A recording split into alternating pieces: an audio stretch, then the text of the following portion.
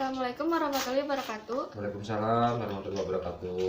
Tepakeun Wasta Abdi Devi Raina Maharani di kelas 10 IPS 2. Di dieu sim kuring bade ngawancara pun Bapak perkawis dampak diajar daring sareng pandemi Covid-19.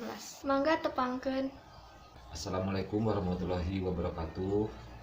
Wasta sim kuring Iwan Suryatman SAPMM. Naon pada bulan Bapak teh?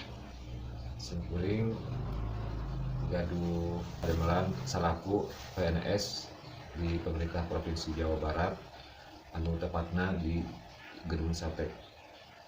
Naon wae dampak Covid karena pada bulan Bapak? Dampak Covid anu salami ieu tinggawitan Maret 2020 dugikeun ka ayeuna pastina sangat berpengaruh karena kehidupan urang sadayana, boh di bumi boh di kantor. Kumaha sikap Bapak karena pembelajaran jarak jauh ieu? Simkuring salaku orang tua setuju.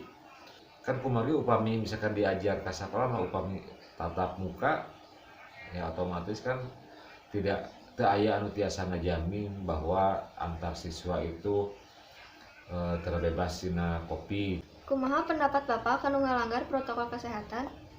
Nah, upami aya anu ngalanggar kana protokol kesehatan eta mah kada segera mungkin we ditindas, baik misalkan dengan cara teguran atau tindakan.